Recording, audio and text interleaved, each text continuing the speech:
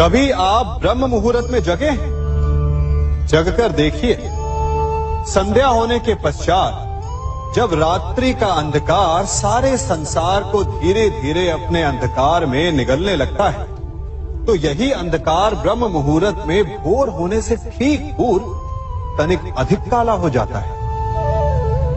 कुछ समझे? हमारा जीवन भी कुछ ऐसा ही होता है। जब हमारे जीवन की समस्याएं अपने अंत पर होती है, तो यही समस्याएं एक भीषण रूप लेकर हमारे समक्ष प्रस्तुत हो जाती है और ऐसे परिस्थिति में अधिकतर लोग हार मान जाते हैं, भय खा जाते हैं। परंतु यदि आप हार न माने, भय न खाएं, दृढ़ रहें, निरंतर आगे बढ़ते रहें, तो प्रकाश के रूप में हमारा स्वागत करने के लिए सूर्य उदय सदा हमारे समक्ष प्रस्तुत रहेगा। आपने बरगद के वृक्ष को देखा है? जितना विशाल उतना दृढ़। पतझड़ में वो सूख जाते हैं, परंतु दुर्बल नहीं होते, टूटकर गिरते नहीं। और उसके विपरीत दलदल में उपजे वृक्षों को देखिए, वो दिखने में तो बड़े होते हैं, पतझड़ आए या शीत सदा हरे भरे होते हैं, परंतु इतने दुर्बल होते हैं कि जलधारा के हल्के से वेग से वो गिर जाते हैं। परंतु ऐसा क्यों होता है? कारण है जड़ें। जिसकी जड़ें दृढ़ भूमि में है, वो हर चक्रवात, हर ऋतुओं को सह लेता है, और जिसकी जड़ें दलदल में है, वो स्वयं की जड़ों को दुर्बल बना लेता है। कुछ ऐसा ही मनुष्य भी होता है, जो अधर्म, कुकर्म और असत्य की धरा पर उपजा है। वो समय की एक मार भी नहीं सह पाता, और जो मनुष्य सत्य, धर्म की धरा पर उपजा है, वो हर समस्या से अविचलित हो जाता है। अब आप पर निर्भर करता है कि आप क्या बनना चाहते हैं। हमारे जीवन में मित्र और शत्रु बड़ा महत्व रखते हैं। यदि गंभीरता से सोचा जाए तो ऐसा कोई क्षण नहीं जब हम अपने मित्रों के बारे में ना सोचते हो या फिर अपने शत्रुओं के बारे में।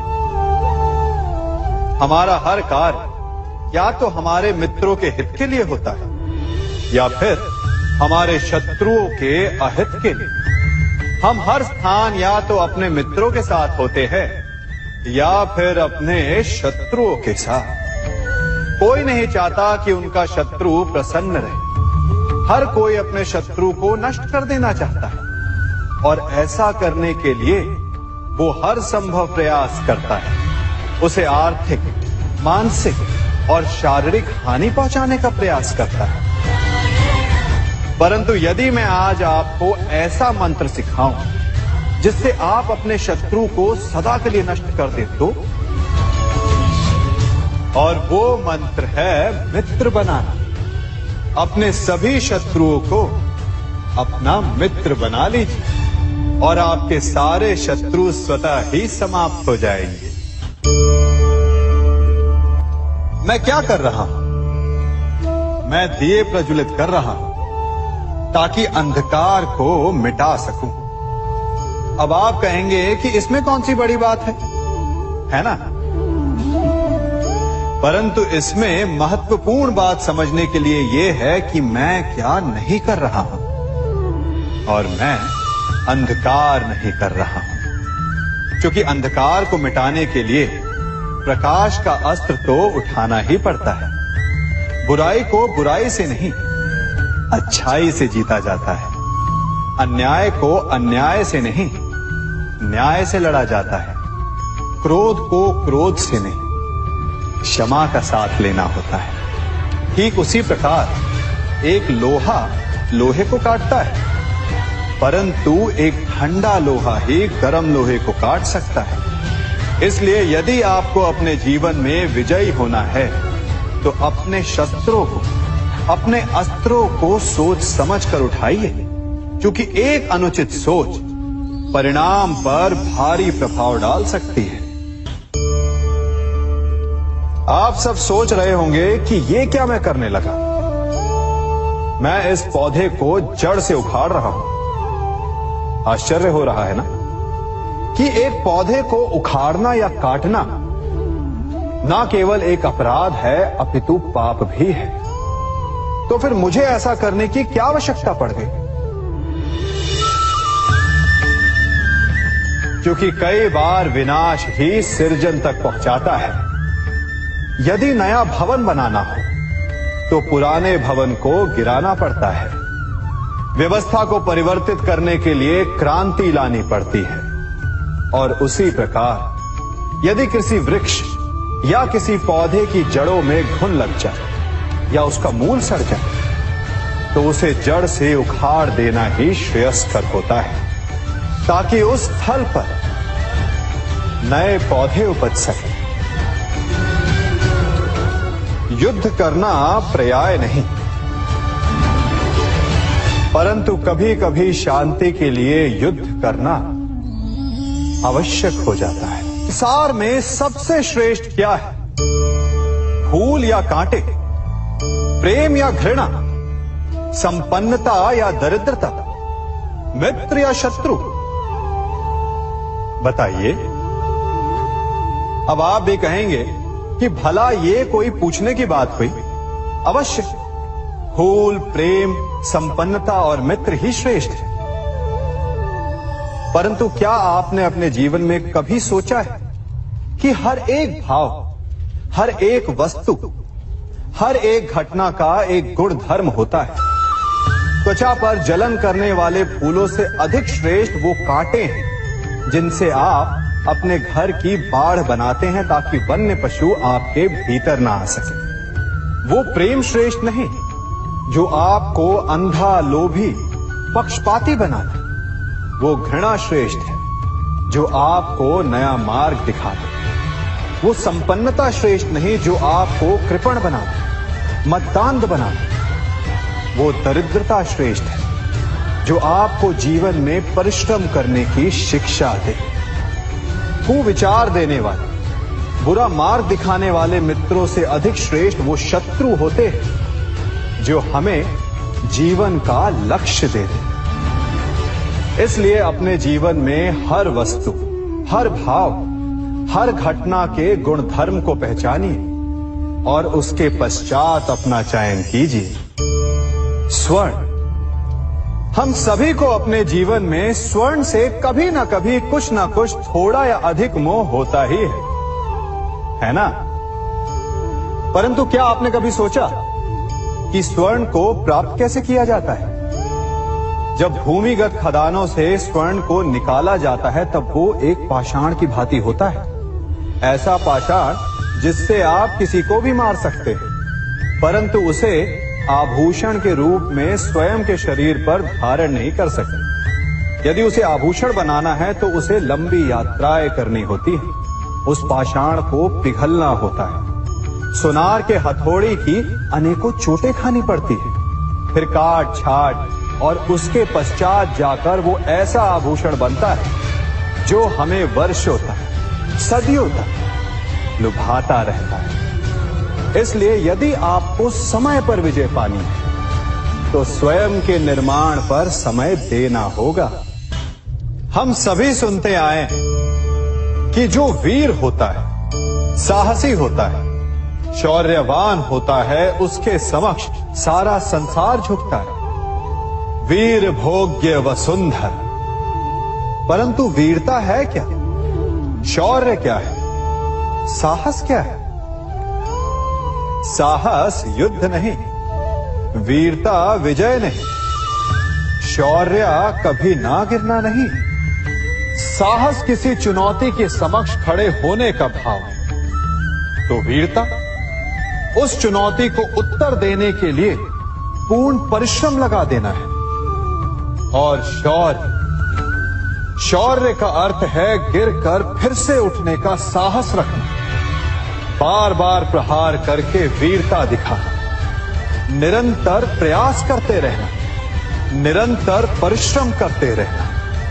इसलिए विजयी होने से अधिक महत्वपूर्ण है शौर्यवान होना, क्योंकि जो शौर्यवान है उसे विजय मिलना निश्चित है। कभी किसी पक्षी को घोंसले की नींव बनाते देखा है? अथक परिश्रम करके तिनका तिनका बिटोर कर वो पक्षी अपना घोंसला बनाता है, अपनी संतान के लिए एक सुरक्षित घर बनाता है। और फिर कहीं से तीव्र आंधी आती है, भारी वर्षा होती है और उसका घोंसला तिनका तिनका करके बिखर जाता है। फिर वो पक्षी क्या करता है? वो रोता नहीं, ना ही विलाप करता है। वो बिना विलंब करे फिर से अपना घोंसला बनाना प्रारंभ कर देता है और सफलता पाता है। फिर हम क्यों छोटी छोटी असफलता से भयभीत होकर परिश्रम करना छोड़ देते हैं? एक बात सदा स्मरण रखिएगा, हर वृक्ष कुल्हाड़ी की एक मार से नीचे नहीं गिरता, हर चट्टान घन के एक प्रहार से नहीं टूटती। सफलता पाने के लिए अनावरत परिश्रम करना ही मात्र एक मार्ग है। स्वीकारण, सत्य का स्वीकारण मनुष्य के लिए बहुत ही महत्वपूर्ण है। जब तक मनुष्य सत्य को स्वीकार नहीं करता, उसे असत्य से लड़ने की शक्ति प्राप्त नहीं होती। जब आप भोजन करते हैं तो क्या होता है? आपका पेट स्वीकारता है कि वो भर चुका है और आप भोजन करना बंद कर देते हैं। जब आपको निद्रा आती है तो क्या होता है? आपका मन स्वीकारता है कि आपका शरीर थक चुका है और उसे विश्राम की आवश्यकता है। उसी प्रकार जब आपको किसी व्यसन को रोकना हो तो आपको स्वीकारना पड़ता है कि बहुत हो चुका, चाहे वो लालच हो या मदिरापान। उस व्यसन का त्यागना तभी प्रारंभ होता है जब आप ये स्वीकार कर लेते हैं कि आप उस व्यसन के बंधक हैं। हम में से ऐसा कोई नहीं जिनकी परछाई उनसे दूर रहती। हमारी परछाई सदैव हमारे साथ रहती है। कदाचित हमारी परछाई हमारे कर्मों के फलों का संकेत है। कदाचित इसी कारण कई बार हमें अपनी परछाई से भय भी लगता है, परंतु इस भय से निवारण पाने का एक साधन अवश्य है। वो है सूर्य की ओर मुख करना या किसी प्रकाश के स्रोत की ओर मुख करना, क्योंकि तब हमें हमारी परछाई दिखाई नहीं देती। यदि इसे जीवन के संदर्भ में देखें तो ये प्रकाश का स्रोत शुभ कर्मों की चेतना है। यदि आपके मन में शुभ कर्म करने की इच्छा है तो आपको कभी भी अपने कर्मों के फल का भय नहीं होगा, क्योंकि यदि आपका मन शुद्ध होगा तो आपके कर्म शुद्ध होंगे और शुद्ध कर्मों का फल कभी अशुद्ध नहीं हो सकता। आज मैं आप सबको एक कथा सुनाता हूं। एक दिन प्रातः एक व्यापारी अपने घर से निकला। घर से निकलते ही एक बिल्ली ने उस व्यापारी का मार्ग काट दी। व्यापारी घबरा गया। वो फिर से घर लौट गया और शुभ घड़ी की प्रतीक्षा करने लगा। और जब वो पुनः अपने घर से निकला तब वो वाहन जा चुका था जिससे राजा तक पहुंचकर उसे भेंट देनी थी। राजा को भेंट नहीं मिली। राजा क्रोधित हो गए। राजा ने उस व्यापारी का व्यापार बंद करवा दिया। इस कारण व्यापारी क्रोधित होकर घर पर अपनी पत्नी से लड़ बैठा। पत्नी अपने बच्चों समेत मैके वापस चली गई और उस व्यापारी के जीवन में यदि कुछ रह गया था तो केवल अंधकार। और इन सब का कारण वो उस बिल्ली को मानता रहा जिसने उसका मार्ग काटा था। ऐसा ही एक दूसरा व्यापारी राजा को भेंट देने निकला और उस व्यापारी का मार्ग भी एक बिल्ली ने काट दिया। वो व्यापारी तनिक घबराया, परंतु उसने आगे बढ़ना अधिक उचित समझा। राजा तक वो समय पर पहुंचा। उसने राजा को भेंट दी। राजा प्रसन्न हुए और राजा ने व्यापारी को अपना व्यापार बढ़ाने की अनुमति दी। स्वर्ण आभूषण दिए। जब व्यापारी घर पर पहुंचा तो पत्नी को आभूषण और अपने बच्चों को देने के लिए वस्त्र थे उसके पास। हर ओर प्रसन्नता थी। समझ रहे हैं ना, दोनों के साथ एक ही प्रकार की घटना हुई, परंतु दोनों की प्रतिक्रिया भिन्न थी। ऐसा ही हमारा जीवन भी है। हमारे जीवन में प्रारब्ध का अपना स्थान है, परंतु उससे कई अधिक महत्वपूर्ण हमारी प्रतिक्रिया, हमारे सोच का प्रभाव है। क्योंकि यही हमारे जीवन को आकार देते हैं। इसलिए अपनी सोच को सकारात्मक रखिए। आपका जीवन सदैव आनंदमय रहेगा। आप इन दो पात्रों को देख रहे हैं। मेरे इस पात्र में जल है और ये पात्र मिष्ठान से भरा हुआ है। दोनों ही पात्र भरे हैं, परंतु देखिए, मिश्री को जल में मिला दिया। जल ने मिश्री को अपना लिया। मिश्री ने अपना अस्तित्व खो दिया, परंतु जल को अभिमान है कि उसका अस्तित्व अभी भी बना हुआ है। परंतु जो इस जल को चखेगा उसे अवश्य पता चल जाएगा कि ये जल अब वो जल नहीं रहा, ये अब शरबत बन गया। हमारा त्याग, हमारे बलिदान भी ऐसे ही होते हैं। जो इस बात को अनुभव करते हैं वो समझ सकते हैं कि कैसे हमने समय की धारा को बदल दिया।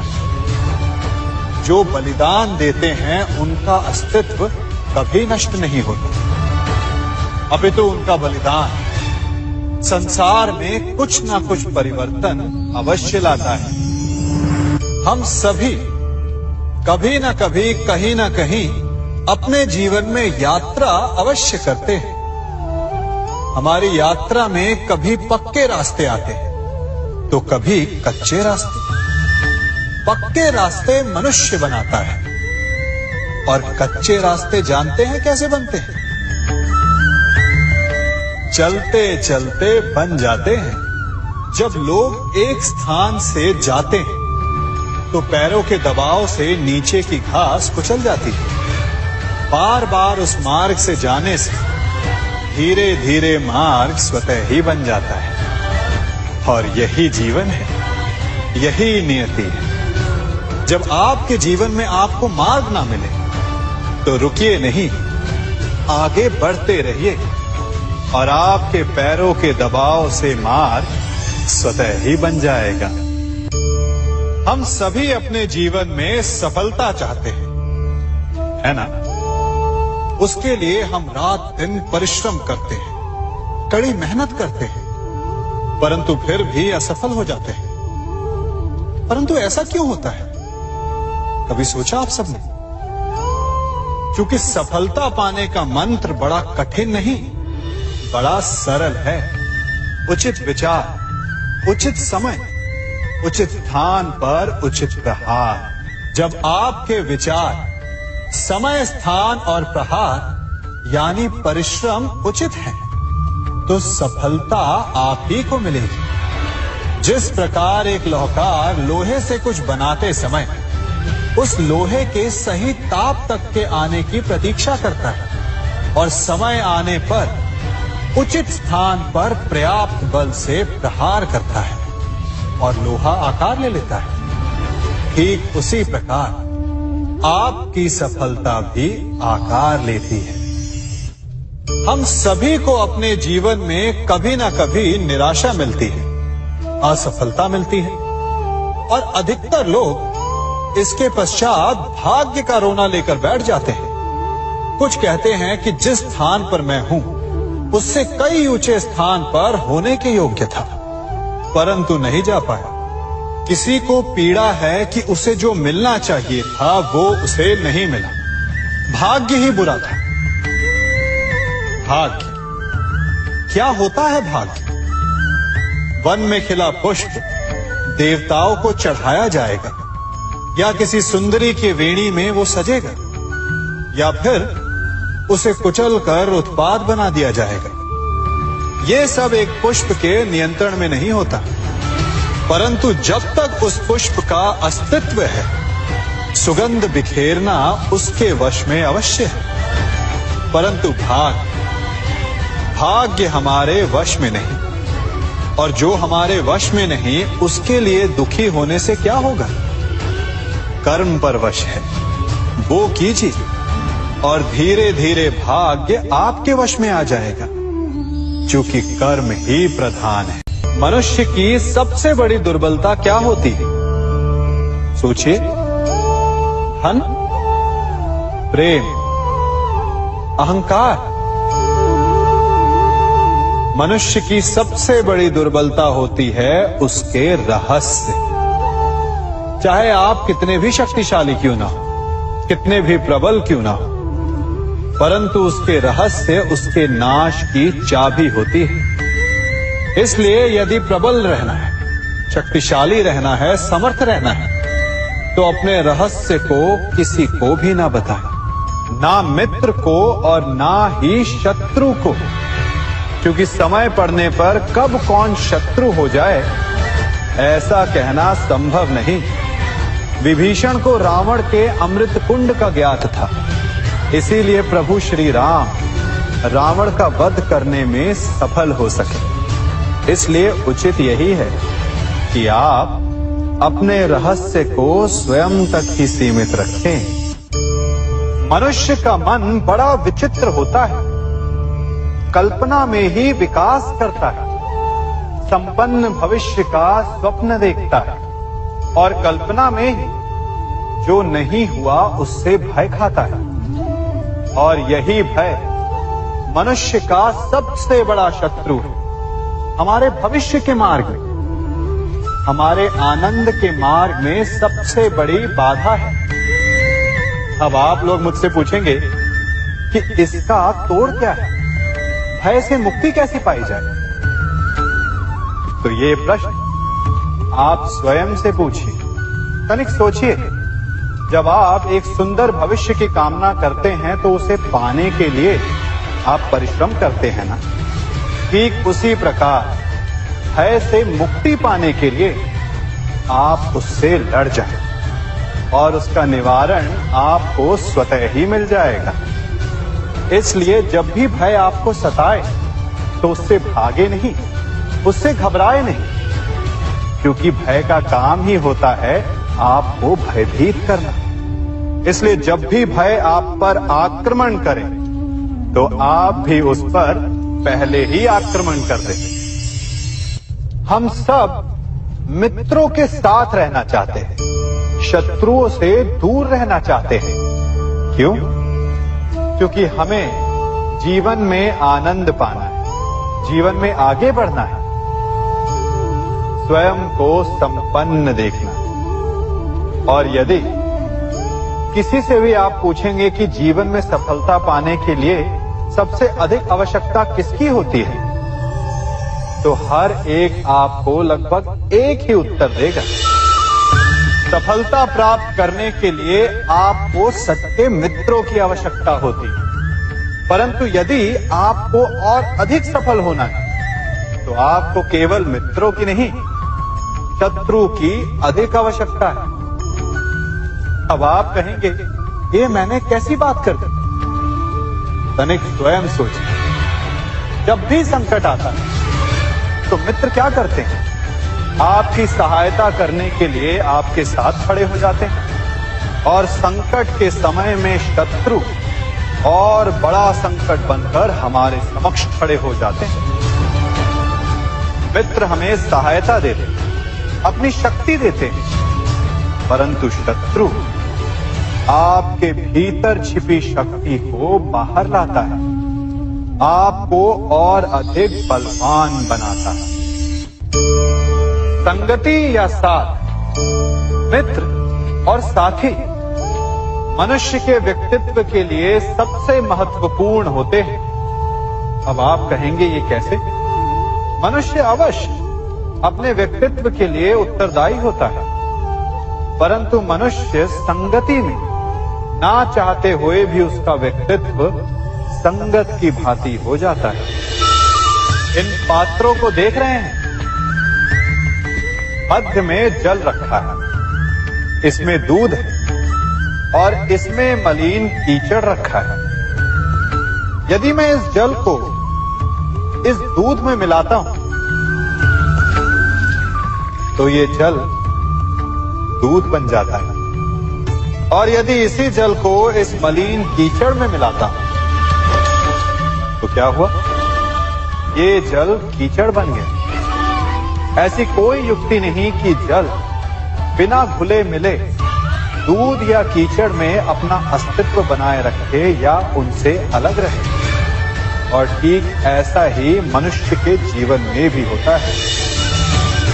यदि एक गुणहीन व्यक्ति गुणवानों की संगत में बैठे तो उसे भी गुणवान समझा जाता है, सम्मान का पात्र समझा जाता है।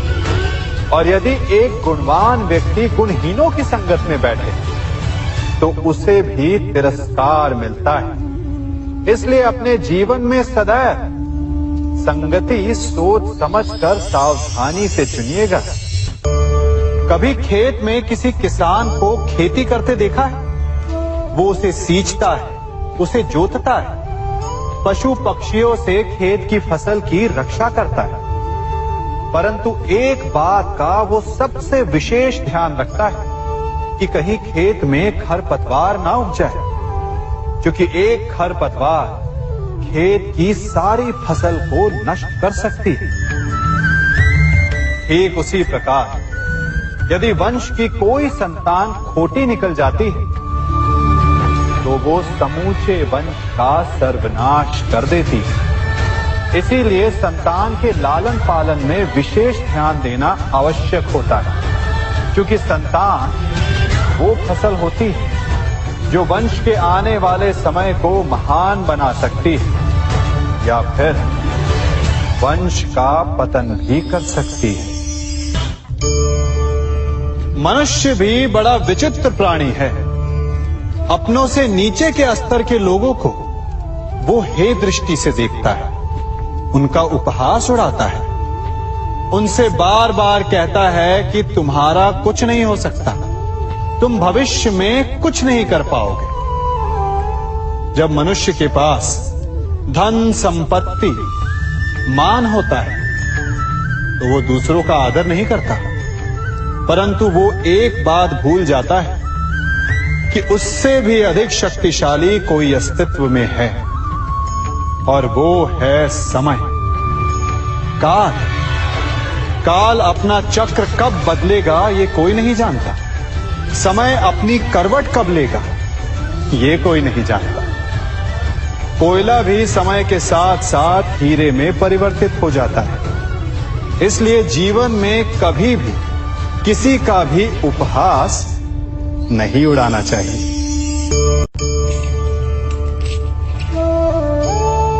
बड़ी विकट समस्या है। मुझे स्मरण ही नहीं हो रहा कि इस गुच्छे की कौन सी चाबी इस ताले को खोलेगी। बड़ी देर से प्रयास कर रहा हूं, परंतु ये ताला खुल ही नहीं रहा।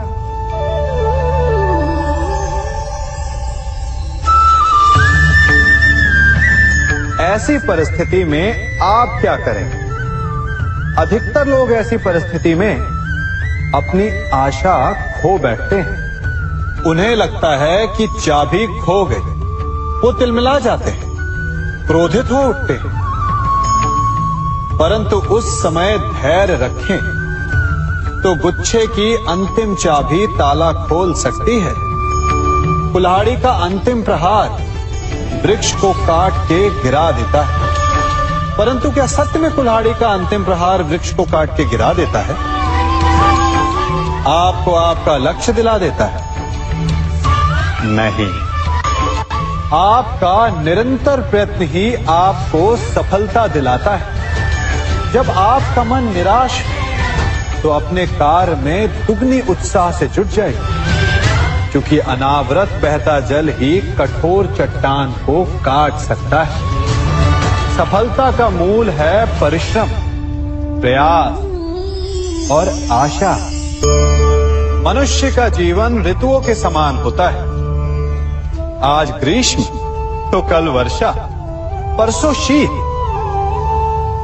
तनिक संकट आया तो हम संयम खो बैठते हैं, तनिक ऋतु बदली तो हम अधीर हो जाते हैं। अपने आक्रोश में, अपने क्रोध में हम उनसे ही संबंध बिगाड़ लेते हैं जो हमारे अपने होते हैं। क्यों ऐसा होता है ना? हमें लगता है कि हमारे अपने हैं, फिर से मना लेंगे, परंतु स्मरण रखिए, सदा ऐसा करना संभव नहीं होता। सागर की उछलती लहरों को तट सहता है, और यदि तट ही टूट जाए तो बाढ़ आ जाती है। हमारे संबंध भी दूध की भांति होते हैं। दूध तपकर उबल सकता है, परंतु यदि उसमें खटास आ जाए तो वो फट भी जाते हैं। और फटे दूध को चाहे जितना मत लो, उसमें से माखन नहीं निकलेगा। इसीलिए अपने संबंधों को संभल कर निभाना चाहिए।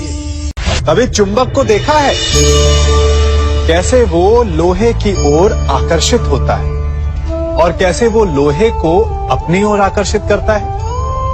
चूंकि उसके स्वभाव में ही आकर्षण है। हम सबके भीतर भी एक ऐसा ही चुंबक होता है, विचार का चुंबक, जो सदा अपने ही जैसे विचारों को आकर्षित करता है। हम जो बोते हैं वही काटते हैं। उसी प्रकार हम जैसा सोचते हैं वैसा ही पाते हैं। साधु ईश्वर का नाम जपता है तो उसे ईश्वर मिल जाता है। अर्थात फल हमारी सोच पर निर्भर करता है। ओस की बूंद यदि केले के पत्ते पर गिरे तो वो कपूर बन जाती है, सीप में गिरे तो मोती, और यदि विषधर के मुख में गिरे तो विष। बूंद एक है, परंतु उसके प्रारब्ध भिन्न है, क्योंकि उसे आकर्षित करने वालों का व्यवहार भिन्न है। इसलिए यह आप पर निर्भर करता है कि आपको भविष्य में विष चाहिए या अमृत। स्मरण रखें, हम वही बन जाते हैं जैसा हम सोचते हैं, जैसा विश्वास रखते हैं। यह आपका विश्वास ही है जो ये निर्धारित करेगा कि आपको विष मिलेगा या अमृत। इसलिए अपनी सोच को सुदृढ़ रखिए, सकारात्मक रखिए, और फल भी सकारात्मक ही आएगा। जब से ये सृष्टि बनी है, नदी की धारा और चट्टान के मध्य सदा संघर्ष रहा है, परंतु हर बार चट्टान की कठोरता को हारना पड़ता है, और नदी की धारा कोमल होते हुए भी कठोर चट्टान को काट देती है। कभी सोचा है क्यों? चट्टान इतनी कठोर और जल इतना कोमल, चट्टान इतनी दृढ़ और जल इतना लचीला, फिर भी सदा जल कठोर चट्टानों के मध्य से अपना मार्ग बना ही लेती है।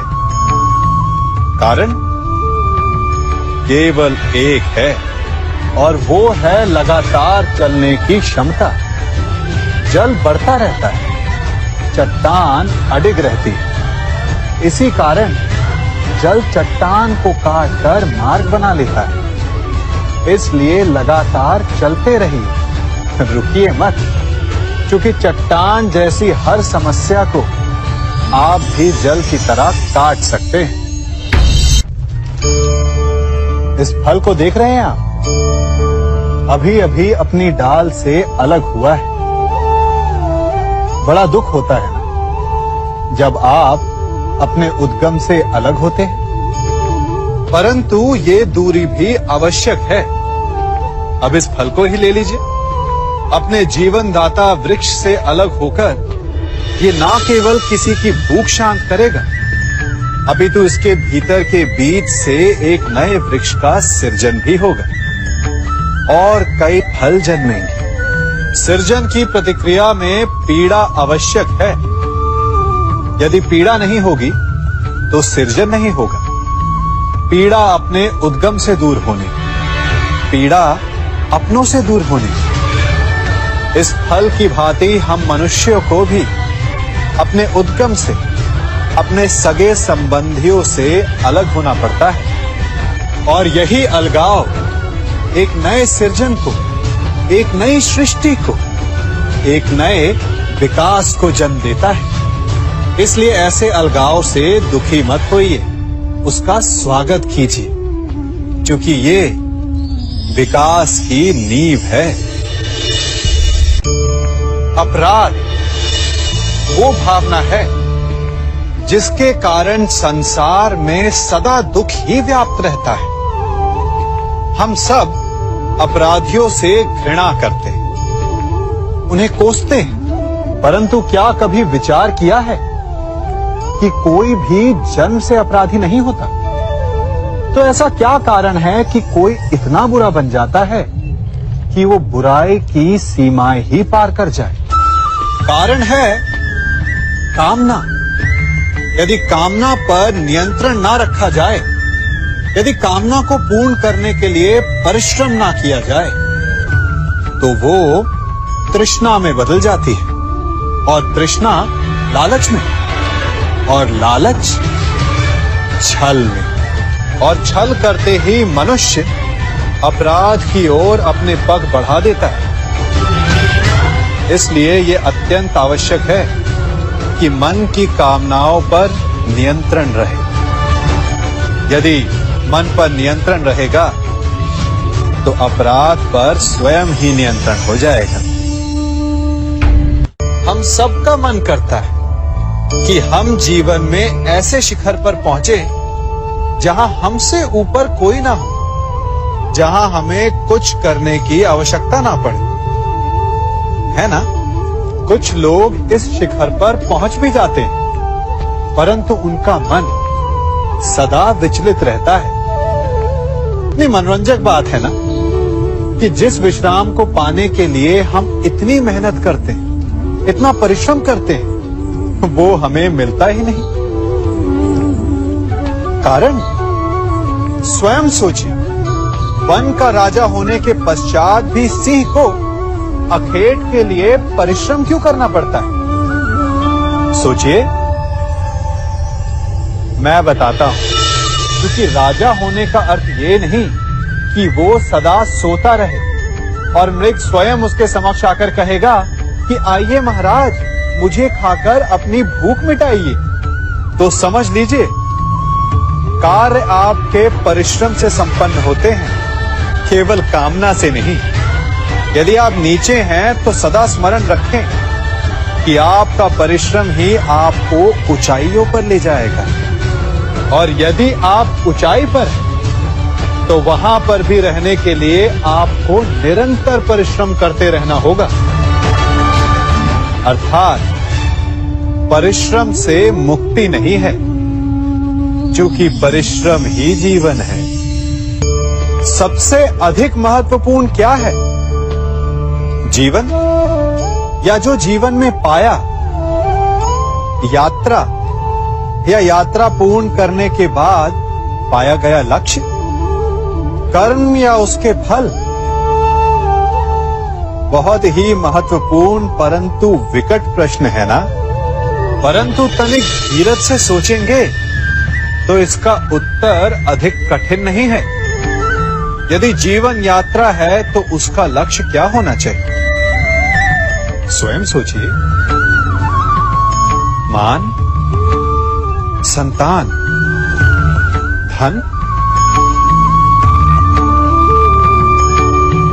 नहीं ना। अंतिम लक्ष्य है परम आनंद, और ये अचानक से नहीं मिलता। इसे पाने का केवल एक ही उपाय है, और वही आपका कर्म, वही आपकी यात्रा भी, और वही आपका प्रारब्ध भी है। और आपको कौन बताता है कि आपके लिए सही क्या है? वो है आपका मन, जो मस्तिष्क की भांति हानि और लाभ नहीं सोचता, जो आपको ये बताता है कि शुभ किसमें, संसार का कल्याण किसमें, आनंद किसमें। यदि आपका मन संयमित है तो वो आपका सबसे महत्वपूर्ण मार्गदर्शक है। जो आपकी यात्रा, आपका लक्ष्य, आपके कर्म और उसके फलों को सबको शुभ बना सकता है।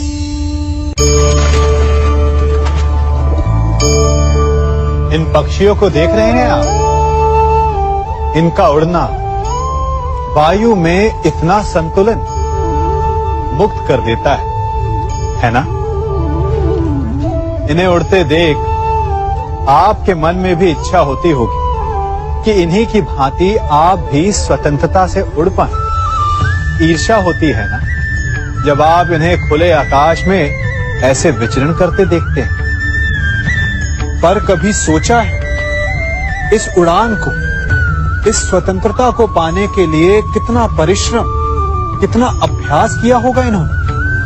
आकाश में उड़ने से पूर्व धरती पर कितना गहन परिश्रम किया होगा इन्होंने। इनके माता पिता ने पहली बार जब इन्हें पंख फड़फड़ाने को उकसाया होगा तो कितनी बार घिरे होंगे।